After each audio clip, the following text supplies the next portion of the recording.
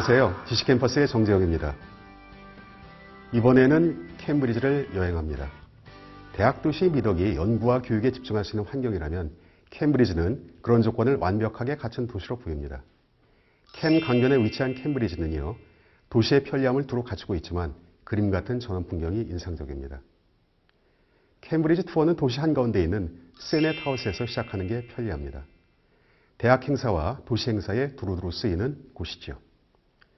재미있는 사실은 졸업식장에서 31개 칼리지의 입장 순서가 공식화되어 있다는 점입니다. 창립된 역사 순서대로 가장 먼저 킹스 칼리지의 졸업생이 입장하고요. 두 번째는 트리니티, 세 번째는 세인트 존스가 들어섭니다. 이 졸업식장 입장 순서로 칼리지 탐방을 선으로 이으면 가장 인기 있는 캠브리지 1번 투어 코스가 됩니다. 세넷 하우스를 나와서 트리니티 스트리트로 방향을 틀면 곤빌 카이우스 칼리지를 만납니다. 곤빌은 이 칼리지를 창건한 신학자이고요. 카이우스는 이를 재건한 의사 이름입니다. 킹스 칼리지나 트리니티 칼리지처럼 이름이 널리 알려진 편은 아니지만 케임브리지에서 네 번째로 오래된 대학입니다. 재정 상태도 좋은 알부자 대학으로도 유명합니다. 이 학교에는 세 개의 아치문이 있습니다. 스토리텔링이 강한 옥스퍼드에 비해 이공계 쪽 케임브리지는 잔잔한 이야기거리가 좀 부족한 편인데요. 이 세 개의 문은 그것을 다소 한번 메워줍니다. 세 개의 문은 겸손의 문, 미덕의 문, 그리고 영광의 문을 가리킵니다.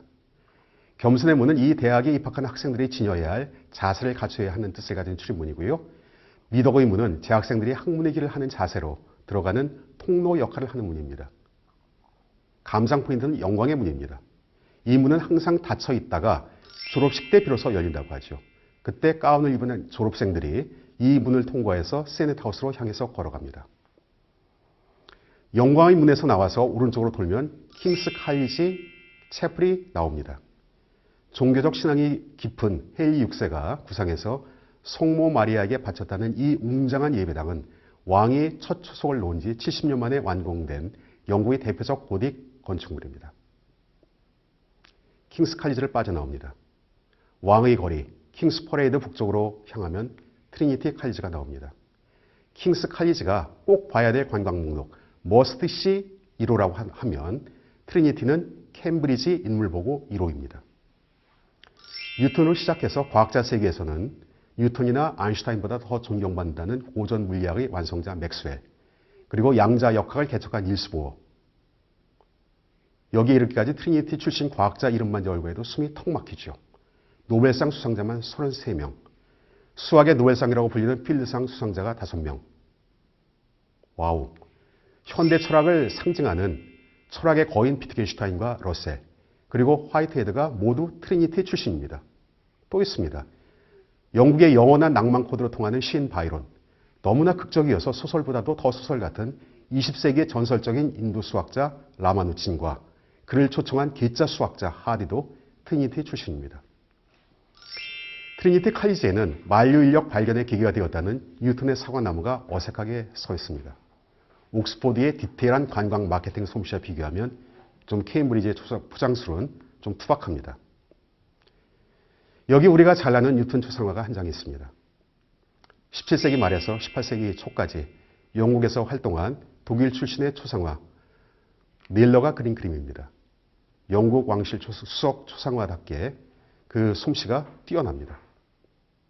자연스럽게 웨이브가 된 갈색머리, 날카로운 콧날, 형용한 눈빛으로 바라보는 시선이 천재 과학자 뉴턴의 이미지와 잘 맞습니다. 아마도 여러분도 많이 본 뉴턴 초상화일 것입니다. godfrey가 그린 또 하나의 뉴턴 초상화가 있습니다. 1702년 뉴턴의 모습입니다. 이때 뉴턴은 프린키피아를 출간했죠. 자연의 비밀에 가장 가까이 접근한 인물로 추앙을 받고 왕립협회장을 비롯해서 크고 작은 공직을 맡았던 시기입니다. 나이 같은 티가 살짝 나지만 여전히 훈남 느낌이 있습니다. 이 그림은 노년의 뉴턴입니다. 그 당시 바로크풍이 터치로 유명했던 톤힐의 그림입니다. 여러분이 뉴턴이라면 어떤 그림으로 알려지기를 원하시겠습니까? 그 강연자는 대학에서 뉴턴 자연 철학을 수업할 때 가끔 3장의 뉴턴 초상화를 보여주면서 같은 질문을 던지기도 합니다. 학생들은 대부분 첫 번째 god프리의 초성화를 선택하죠. 사람 눈이 다 비슷한 것 같습니다.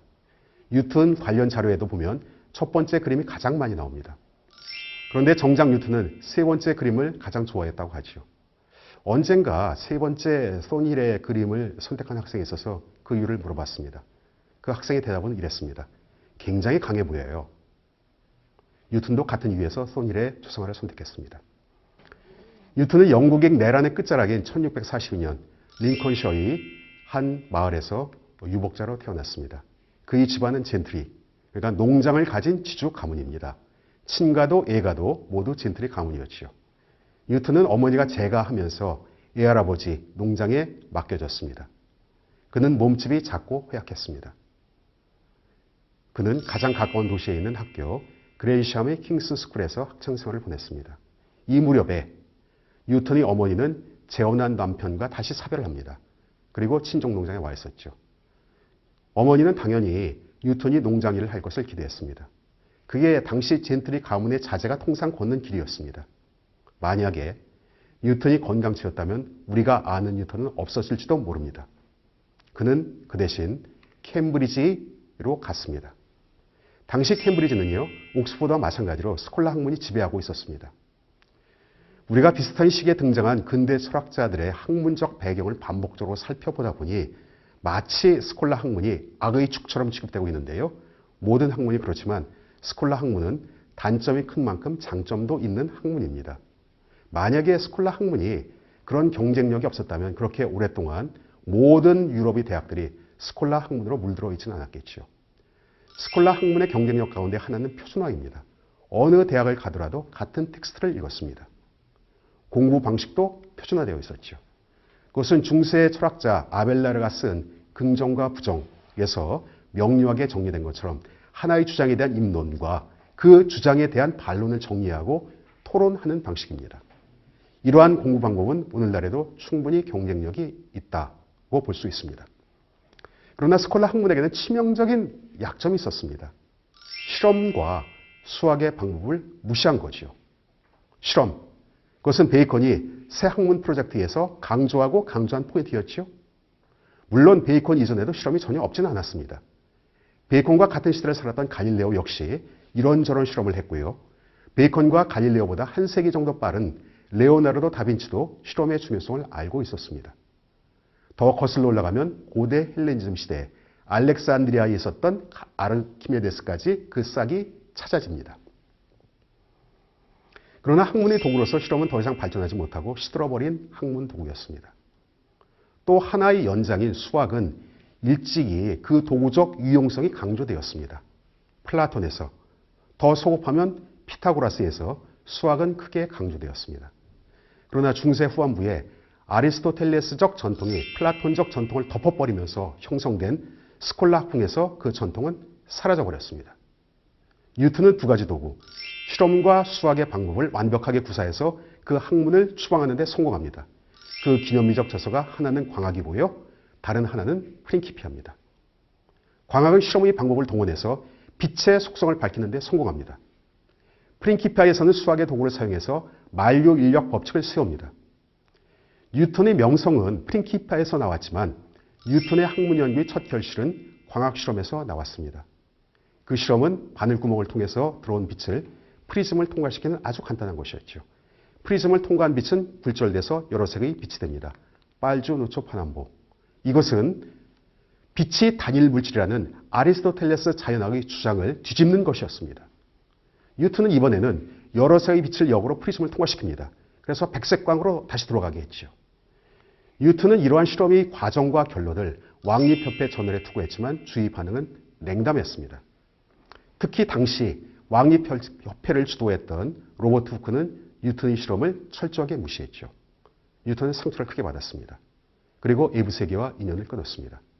아마도 뉴턴이 강한 인상을 주는 초상화를 선호한 것은 후크와의 오랜 분쟁의 결과 때문인지도 모르겠습니다. 뉴턴은 명성을 얻은 뒤에 힘이 없었을 때 받았던 박대를 이자까지 듬뿍 붙여서 철저하게 복수한 것으로 유명합니다. 그 때문에 과학자로서의 뉴턴의 공적은 존중하지만 인간 뉴턴을 싫어하는 이도 많지요. 스티븐 호킹이 대표적입니다. 어떻게 보면 뉴턴은 두 얼굴을 가진 과학자인지도 모르겠습니다.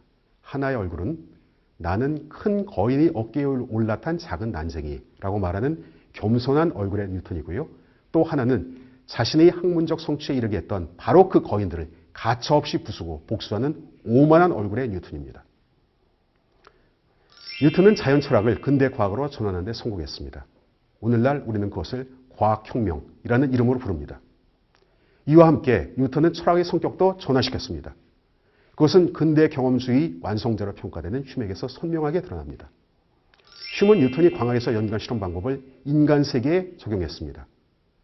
그것을 인간의 과학, Science of Man이라고 불렀습니다.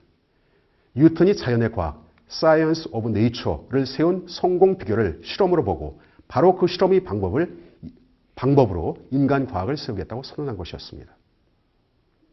300년 뒤에 뉴턴과 같은 트리니티에서 수학과 과학을 각각 가르치고 있었던 화이트헤드와 러셀은 수학의 원리에 주목했습니다. 그들은 수학의 원리가 몇 가지 공리로 활용될 수 있으며 수학의 원리는 기본적으로 논리학의 원리와 동일하다고 생각하다가 했죠. 그들은 같은 문제로 고민한다는 걸 알게 되었고요. 그래서 같이 쓴 책을 냅니다. 그 제목이 공교롭게 프린키피아 마테마티카. 17세기에 출간된 뉴턴의 책 제목과 똑같은 제목입니다. 17세기에 출간된 프린키피아도 사실 난해하거든요. 그런데 20세기에 출간된 프린키피아는 난해하기는 17세기 것을 뛰어넘습니다. 철학 동네에서 전해지는 유명한 농담이 하나 있죠. 프린키피아를 끝까지 읽은 사람이 세 사람이 있었답니다. 한 사람은 러셀, 다른 사람은 화이트헤드. 그러면 세 번째 사람은 당시 케임브리지 학파의 수장격이었던 무어일까요? 아닙니다. 그러면 러셀의 제자이자 친구이며 또한 사실상 러셀이 스승 역할을 했던 20세기 최대의 가다 철학자로 평가받는 비트겐슈타인? 아닙니다. 세 번째 인물은 그 난해한 책을 출간한 출판사의 불쌍한 편집 교정자였다고 하죠. 300년의 시간을 두고 사상의 거인들이 수학의 원리에 꽂혔다는 점이 흥미롭습니다. 그런데 도대체 왜 이 사람들은 아무도 읽지 않는 가다 책을 갖다 쓰고 또 300년 뒤에 또 같은 이름으로 또 아무도 읽지 않는 가다 책을 쓰는 건가요? 캠브리지 철학자들은 이런 식으로 노는가요? 그들은 지식을 가장 명료한 수의체계로 또는 합리성의 정수인 논리체계로 바꿔볼 수 있는지 기본 원리를 따져본 것입니다. 그야말로 빅 프로젝트죠. 뉴턴은 그것을 당대의 수의 언어로 바꾸는 데 성공했습니다. 그래서 그는 학문의 세계에서 전설이 되었습니다. 러셀의 제자인 비트겐슈타인은 그것이 가능하다는 것을 논리 철학 논문에서 보여줍니다. 당대 철학자들은 환호했습니다. 그러나 비트겐슈타인은 그것이 불가능하다는 것을 곧 깨닫습니다. 그 프로젝트가 불가능하다는 점을 밝힌 책, 이것이 20세기에 나온 철학서 중에서 가장 유명한 책 중에 하나인 철학적 탐구입니다.